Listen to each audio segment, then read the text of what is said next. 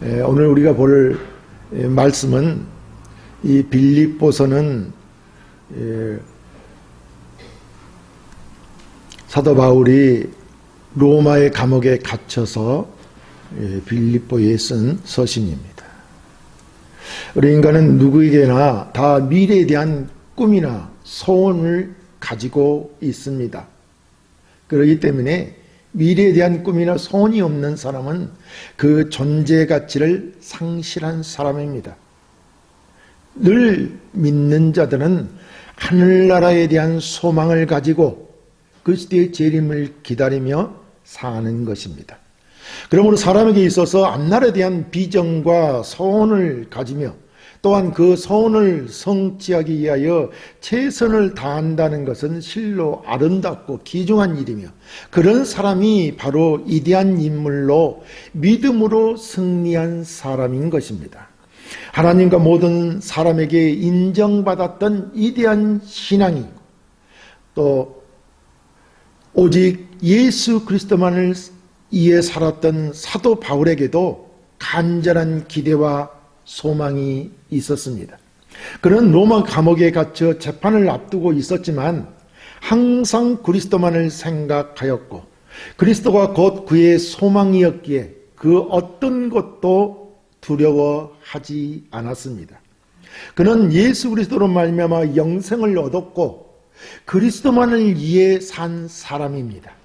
그래서 그는 하나님으로부터 하늘의 영광과 상급을 받을 소망의 확신이 있었기에 이 땅에서 당하는 고난이나 생사까지도 두려워하지 않았던 것입니다. 그러므로 우리 성도들도 대사도요, 능력자요, 신실한 하나님의 일꾼이었던 사도 바울의 간절하고도 진실한 소망을 마찬가지로 가지고 살아야 할 것입니다. 그렇다면 그런 삶이 어떤 삶인지 함께 살펴보면서 은혜 나누기를 원합니다. 첫째, 무슨 일에든지 부끄러움이 없는 성도가 되어야 합니다. 본문 20절에 나의 간절한 기대와 소망을 따라 아무 일에든지 부끄러워하지 아니하고 라고 하였습니다. 여기서 나의 간절한 기대와 소망이란 바울이 로마 감옥에서 가졌던 기대와 소망을 말하는 것입니다.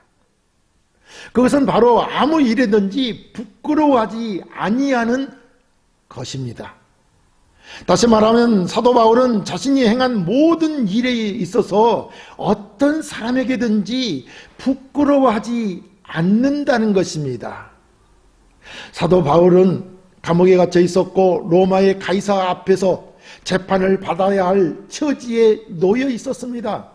우리 같으면 어떻게 하든지 그 재판을 면하고자, 그 감옥에서 나오고자 여러 가지 방법들을 동원하여 사용하였을 것입니다. 그러나 바울은 자신의 재판의 결과가 어떠하든지, 즉 재판 결과에 따라서 죽든지 살든지 오직 자신은 그리스도의 영광만을 위하여 살겠다고 말하고 있는 것입니다. 그러니까 자신이 감옥에 갇히거나 자신의 체면이 손상되고 배척을 당하는 것들은 크게 중요하게 생각하지 않았다는 것입니다. 그리스도인은 오직 그리스도만을 위해서 하나님만을 바라보고 사는 것입니다. 그는 오직 예수 그리스도를 위해 사는 삶을 살았기 때문입니다. 우리 모든 인간은 다 죽으면 장차 그리스도의 심판대 앞에 서게 될 몸들인 것입니다. 그러므로 이 불신 세상 재판에서 자신에게 유리하게 하려고 부끄러운 짓을 사도 바울은 하지 않았다는 것입니다. 그렇다면 바울은 도대체 어떤 사람일까요? 그는 오직 예수 그리스도를 위해 세상의 모든 부귀와 영광을 다 포기한 사람이라는 것이 아닙니까? 그래서 그는 복음 증거자여 하나님의 충성된 일꾼이었던 것입니다. 그렇기 때문에 가이사 앞에서의 재판뿐만 아니라 더욱 모든 일에 부끄러움을 당하는 짓을 하지 않겠다는 성도들에게 말하고 있는 것입니다. 사실 오직 세상에서 떳떳하지 못한 삶을 사는 부끄러운 신앙인은 하나님의 영광을 가리며 천국문을 가로막게 되고 많은 사람을 실족시키는 무서운 죄를 범하는 것입니다. 그러므로 우리는 하나님과 사람과 자신은 물론 온수 마귀에게까지도 인정받는 떳떳하고 참된 신앙, 그리스도의 빛을 바라는 온전한 신앙을 소유하여 모든 사람에게 또 모든 일에 있어서 부끄러움을 당하지 말아야 하는 것입니다. 우리가 알아야 할 것은 하나님을 믿지 않는 것은 죄이며 그 믿음으로 살지 아니하는 자도 또한 죄를 짓는 부끄러운 사람인 것입니다. 왜냐하면 죄는 우리를 부끄럽게 하기 때문입니다. 그러므로 성도는 부끄러움을 당하는 삶을 살아서는 안 된다는 것입니다. 죄를 짓고 살아서는 안 된다는 것입니다. 우리가 잘 알고 있듯이 최초의 인간이었던 아담과 하와도 하나님께 범죄한 후에 부끄러움을 느꼈기에 나뭇잎으로 치마를 만들어 입었고 또 동산 나무 사이에 숨었던 것입니다. 우리가 하나님을 알지 못하고 하나님께 회개하지 못한 부끄러운 모든 죄는 하나님 앞에 다 드러나는 것입니다. 그로 말미암아 하나님 앞에서 부끄러움을 이기지 못하고 지옥의 어둠을 향하여 스스로 도망하여 멸망당하게 되는 것입니다. 죄를 지으면 말입니다. 그러므로 우리는 마귀의 노예로서 부끄러움을 당하게 하는 더럽고 추악한 모든 죄를 주님 앞에 낱낱이 고백하여 그 보혈의 능력으로 날마다 새롭게 변화되어야 합니다. 그래서 예수 그리스도의 깨끗하고 정결한 신부로서 예복을 입고 당당히 하나님 앞에 나아가는 성도가 되어야 하는 것입니다.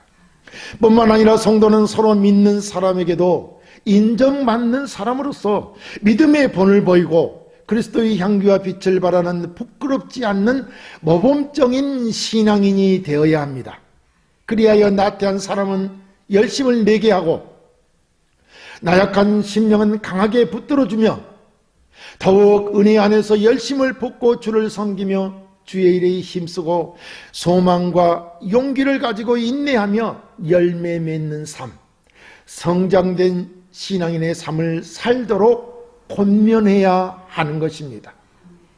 또한 모든 불신자에게도 부끄러움을 당하지 않으며 칭찬과 존경을 받는 사람이 되어야 합니다. 그래야 전도의 문이 열리고 많은 영혼을 구원의 길로 인도하게 되며 전도인의 사명을 다할 뿐만 아니라 많은 사람들을 하나님 앞에 복받는 사람으로 만들게 되는 것입니다. 또한 불신 세력을 물리치고 하나님이 함께 하셔서 승리하는 삶으로 하나님의 이대한 영광된 역사를 일으키는 복된 사람이 되는 것입니다. 둘째, 그리스도를 존귀하게 해드리는 성도가 되어야 합니다. 본문 20절 하반절에 지금도 전과 같이 온전히 담대하여 살든지 죽든지 내 몸에서 그리스도가 존귀하게 되게 하려 하나니라고 하였습니다. 앞서 말씀드렸듯이 바울은 지금 로마 감옥에 갇혀 있습니다. 그리고 그는 곧 재판을 받게 될 것인데 그 재판의 판결로 감옥에서 풀려나든지 아니면 상을 받아 죽게 되든지 사도 바울은 상관하지 않았다는 것입니다. 살든지 죽든지 상관하지 않았다는 것입니다. 그는 오직 자기 몸을 통해 그리스도가 존귀하게 되기만을 원했던 것입니다. 이렇게 그리스도가 존귀되는 것은 오늘날 우리 성도들, 모든 성도들의 기대와 소망이어야 하는 것입니다. 우리도 바울처럼 우리의 몸으로 그리스도를 존귀되게 해드려야 한다는 말입니다. 그렇다면 우리는 어떻게 그리스도를 우리의 몸으로 우리의 삶에서 존귀되게 할 수 있을까요? 성경은 말합니다. 우리의 몸이 바로 성령의 전이라고 하였습니다. 고린도서 3장 16절에 너희가 하나님의 성전인 것과 하나님의 성령이 너희 안에 계시는 것을 알지 못하느냐라고 했습니다. 우리가 처음 예수 그리스도를 믿고 영접하면 예수 그리스도의 영이 우리 안에 들어오셔서 우리와 함께 하십니다. 이렇게 예수를 믿는 사람은 영이신 성령이 들어와 계시기 때문에 우리의 몸이 하나님의 성령이 계시는 성전이라고 하는 것입니다. 그리고 성전은 하나님이 계시는 곳이므로 거룩한 곳이기에 우리도 거룩해야 하며, 그 성전을 더럽히면 누구든지 하나님이 멸하시겠다고 하였습니다.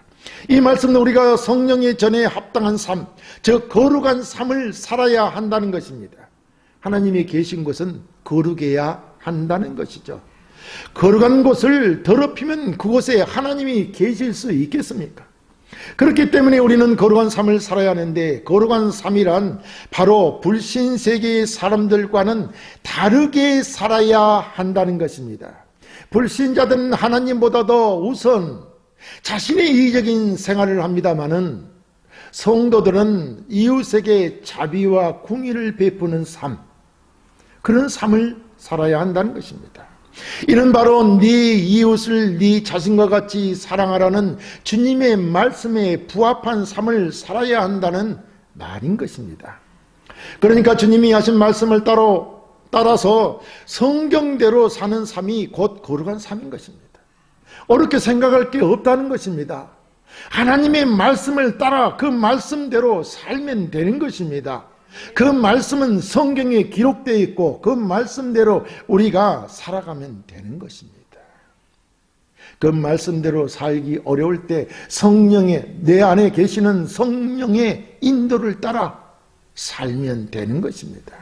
그래야 내 몸에 계신 그리스도의 영이신 성령께서 존귀함을 얻게 되는 것입니다.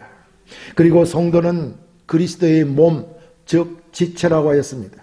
고린도전서 12장 27절에 너희는 그리스도의 몸이요 지체의 각 부분이라 라고 하였습니다. 그렇다면 그리스도의 몸인 지체는 머리가 지시하고 원하는 뜻을 따라 움직이는 것이 정상적인 몸의 역할인 것입니다.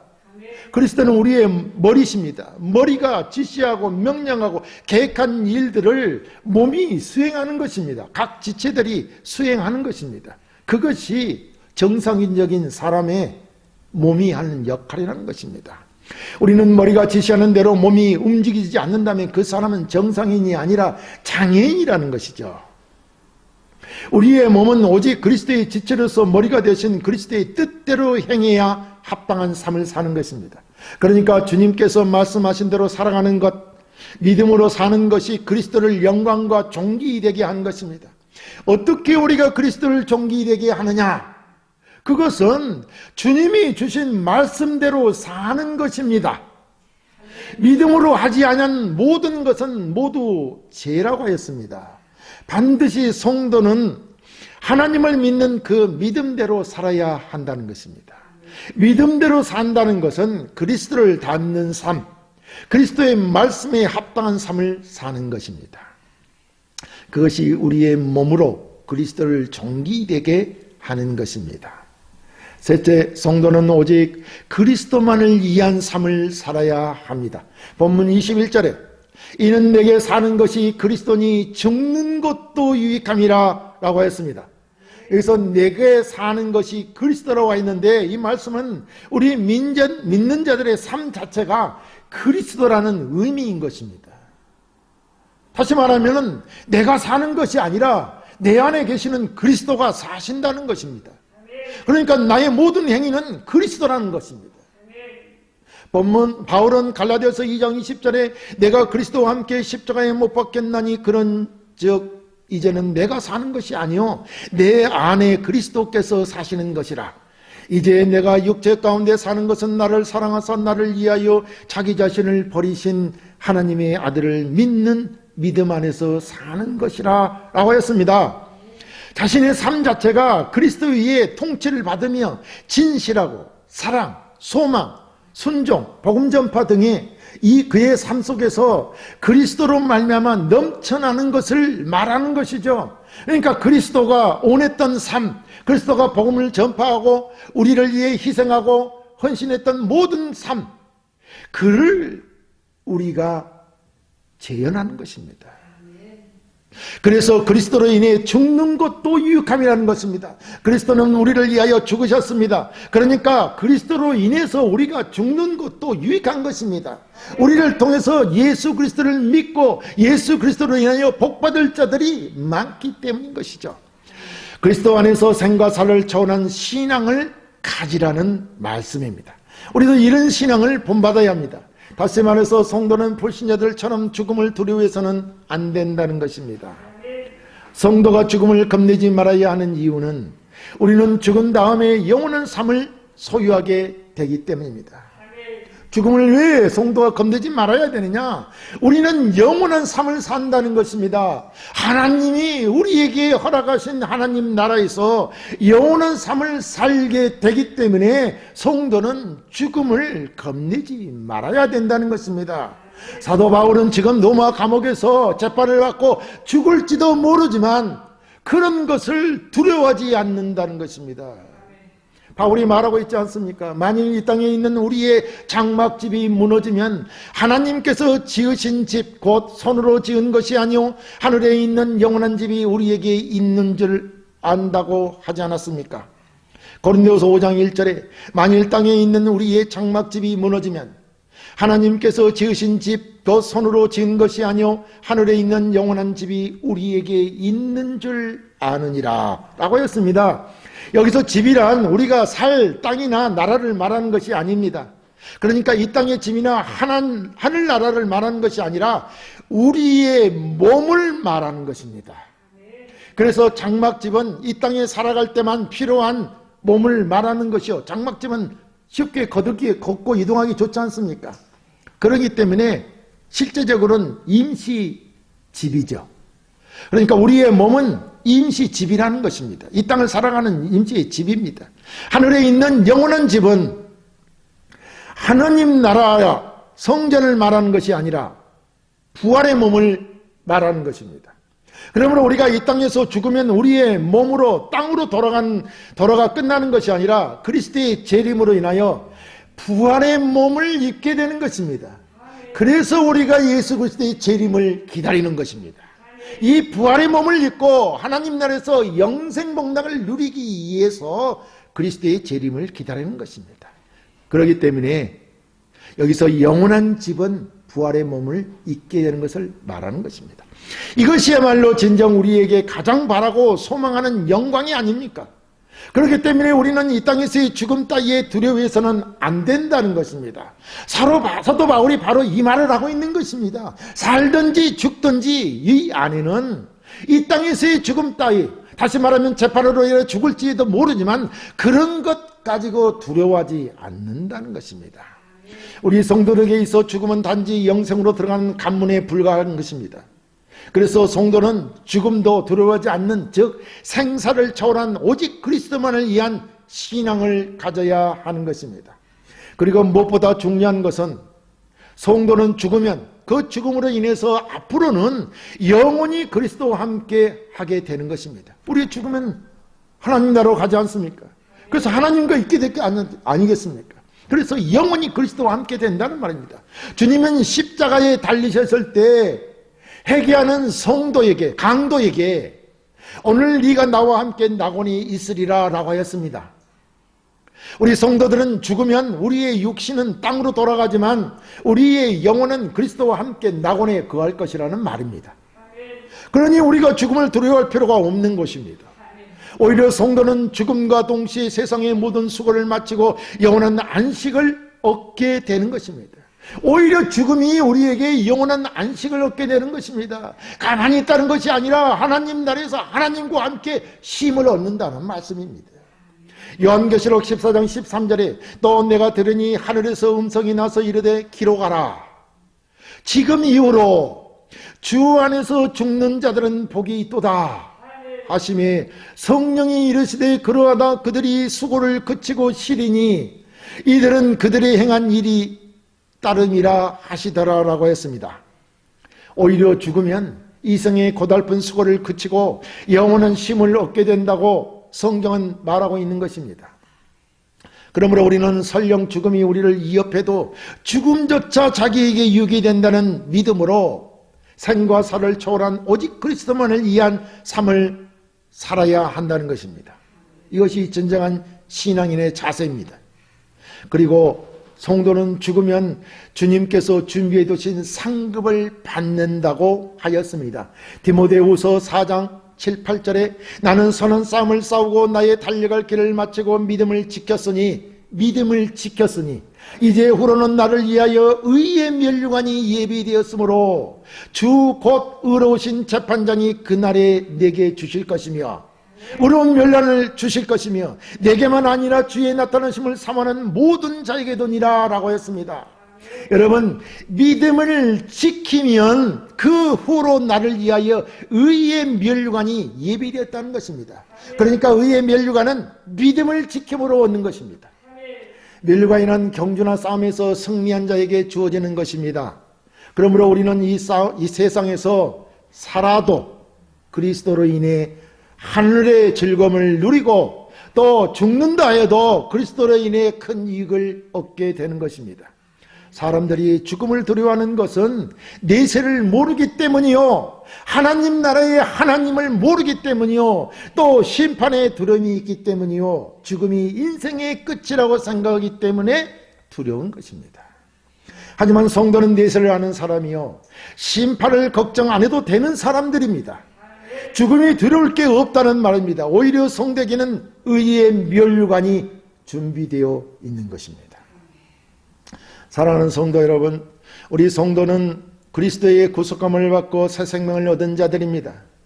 이제 우리 성도들이 살아서 주를 믿으면 영원히 죽지 않으며 죽어도 사는 것입니다.